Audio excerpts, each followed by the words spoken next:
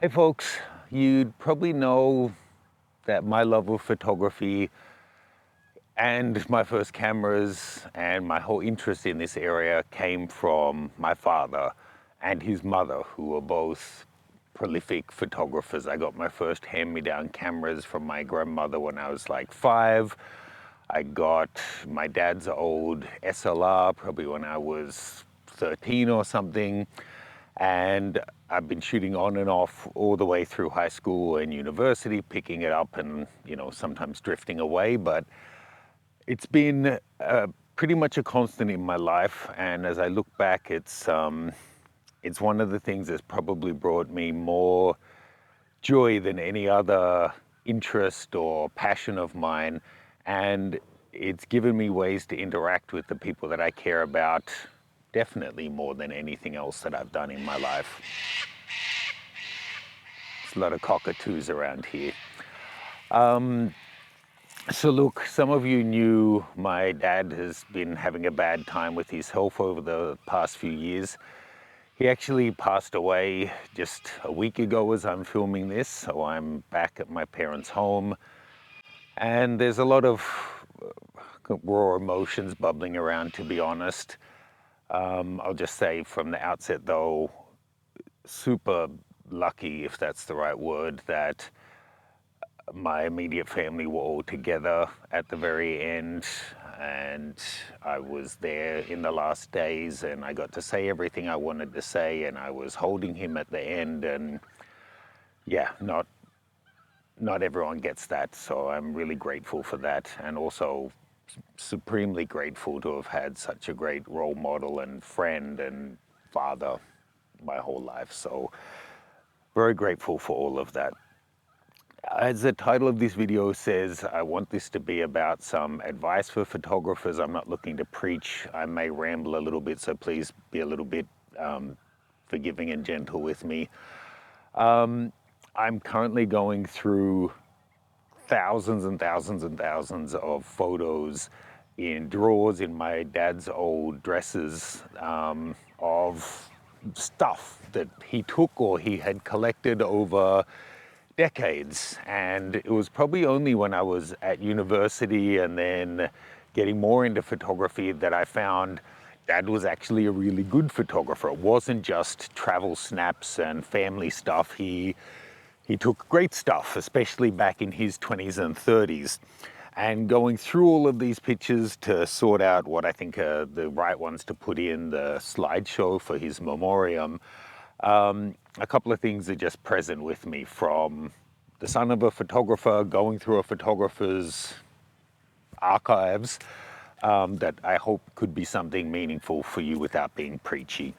The first one would be shoot more, print more, and don't take it too seriously.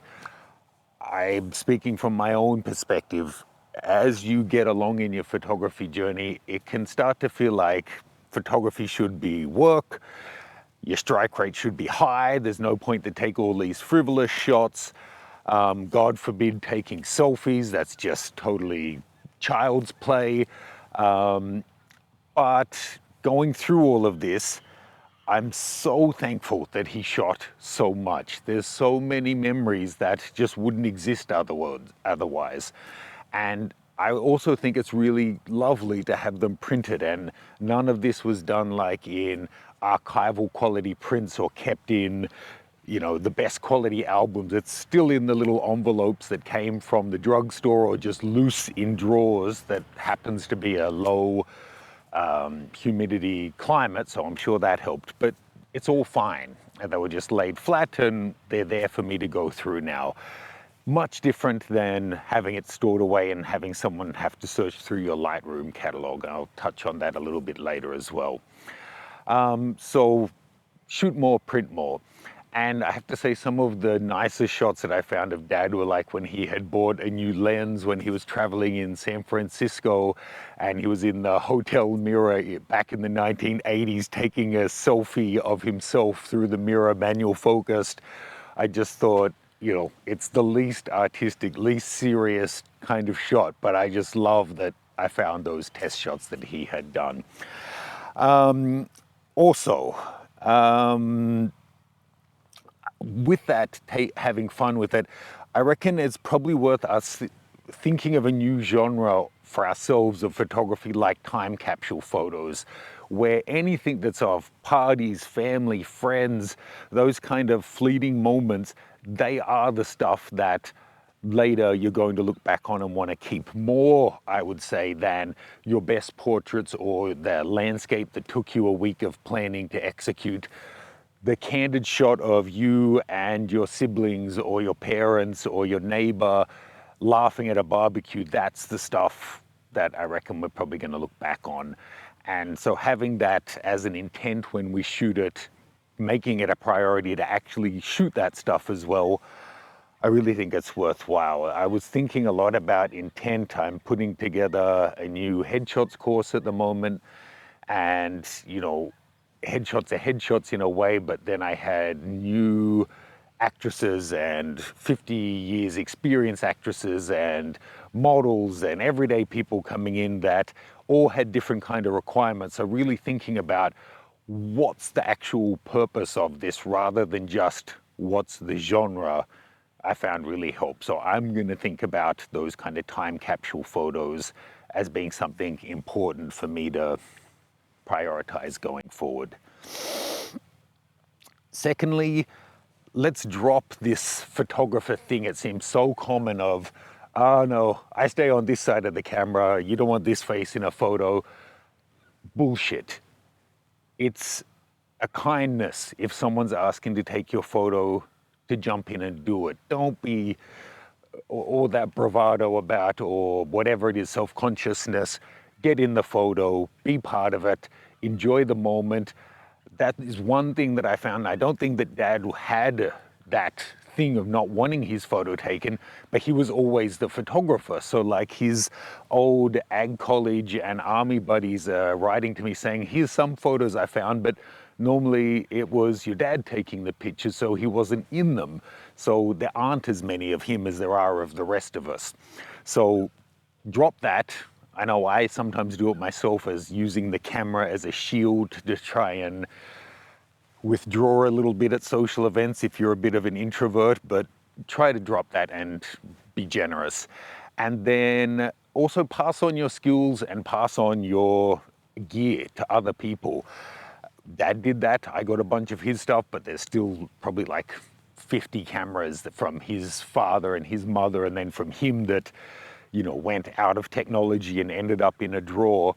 And the passing on the skills thing, when I do find shots of my dad from when he was about 35 to 45, if he's in the shot sucked, because he was the only one who knew how to use the camera properly. So it was probably me or my sister taking it, or one of his friends.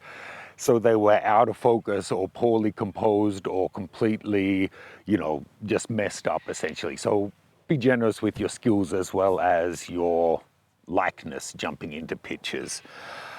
Fourth would be focus on timing, then framing and interaction above everything else on those kind of time capsule images, because looking through all these photos, I don't think there was, and I probably have looked at like 15,000 over the past week, I don't think there was one where I thought, wow, that's super sharp, that's super crispy, that's super contrasty, I wonder what paper it was, I wonder what camera, what lens, what blah, blah, blah, blah, blah.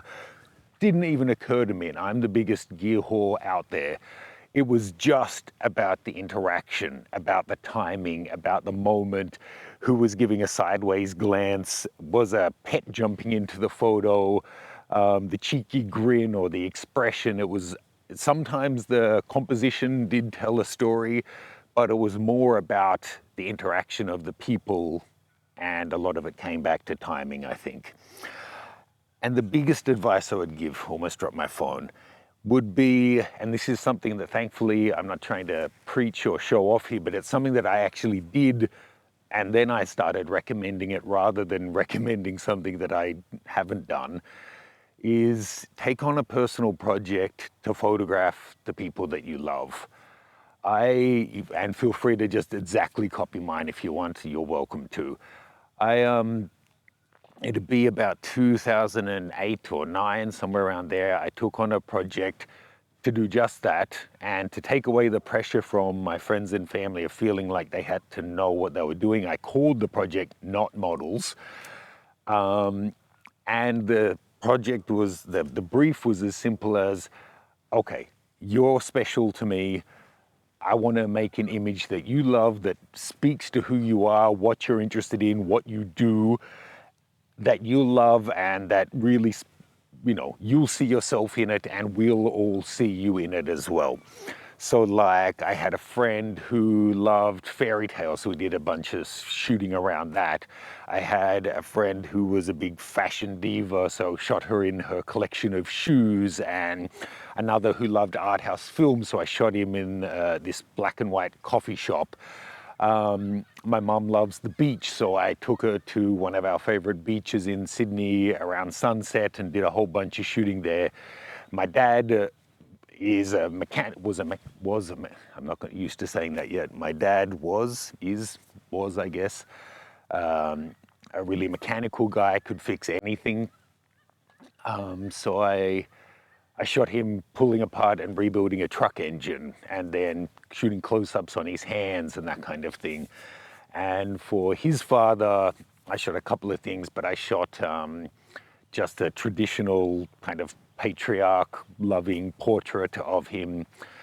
And again, whilst it's kind of sad, it's also kind of lovely that there have been some of them used at weddings or birthdays, that kind of thing. But there's been a couple, like my grandfather, that they've since passed away, and the family wanted that photo for the funeral or to all hang in their houses because that kind of got him. It showed his real essence in a real way and in a loving way.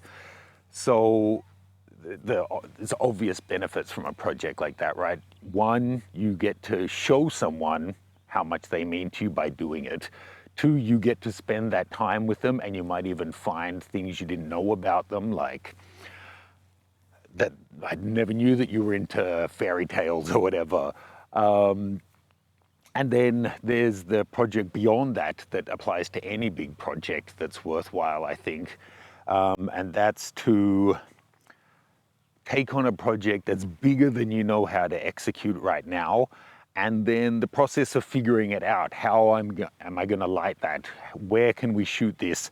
How do I get the top-down angle to work with so much stuff in the frame? Figuring all of that out is going to make you a better photographer. I learned so much about lighting and framing and how to work with people who weren't experienced models shooting my project, as well as all of the personal benefits. So that was so worthwhile. And a little side one, I don't know if I actually wrote this down, but make sure someone can access your archives. It's kind of it's not as nice to be flipping through a million Lightroom photos, as I said, compared to flicking through physical prints. But the worst thing would be if, God forbid, something happens and no one has access to your Lightroom. Your partner doesn't know how you archived all of your photos.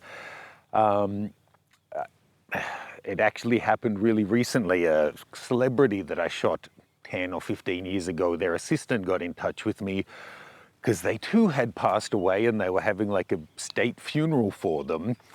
And their assistant didn't have the password to their person's laptop, so they couldn't access all their files, so they were coming to me to get access to them. There's all these things that, like organizing a file system, it really doesn't seem like a priority, but you just don't know when the time's going to be up. I don't want to make this too down, but in the last week as well, I just had a friend from New York pass away who was fit and healthy and my age and working out, and I won't share what happened, it's not my place, but they dropped dead completely unexpectedly, and there was, no time to be putting things in order. So make sure that your photographic legacy is accessible. And I feel like maybe this has kind of run off the rails and I don't really know where I'm going with this now. Did I have something else on my little dot points here? I guess my resolutions or goals from this are, Firstly, I have to say the process, whilst it's been really hard, it has been kind of cathartic, and seeing all of these memories of my dad from before I was born even, and from the vantage point of people in his work life or his friends or his family that see him in different ways than I may have, has been really cathartic. I actually think it would be really cool to start every month or so going through my phone and going through my Lightroom catalog and picking out the 5, 10, 20, 50, I don't know how many shots that I liked from that month, and just sending them to the chemist, the pharmacy, the whatever, and printing out regular 4x6 prints and starting to build a little archive of shots. I actually think it'd be so nice at the end of the year, or when you're looking back, hopefully for something happy, but maybe for something like this, to have all of those physical prints. And I'll resolve to not using my camera as a shield or a barrier to keep myself away from people at social gatherings when I'm feeling a bit socially awkward, and try to be in the shot more rather than insisting on being the one that takes the shot. So yeah, thank you to you guys. As I said, photography has been a huge part of my life, and if it wasn't for you guys watching, then I don't have an audience, and then I don't have a channel, and a lot of what I want to do with and what I have been doing, I couldn't. So big thank you to all of you. I'm pretty sure I can keep up everything, all the plates spinning, so to speak. YouTube may be a little slow, but I think I've got enough files with me to keep Patreon ticking over with daily uploads. I just, as the waves of grief are receding and I find a few hours, then I schedule the next few days worth of posts then. Yeah, other releases may be a little bit slow on the ground for a while. I do have the new headshots course that's going to come out pretty soon, but yeah, this has become a lot longer than I expected it to. But thank you guys for watching. I hope you're well. Grab your camera, get in touch with the people that you care about, start planning either one-off shoots or an ongoing project. There's only upside there. Spend a couple of hours and make something really meaningful for yourself. I'm so glad that I did that. Now I'm going to go back in and finish putting the slideshow together and cooking dinner and taking care of the family and all of that kind of thing. Hope you guys are well.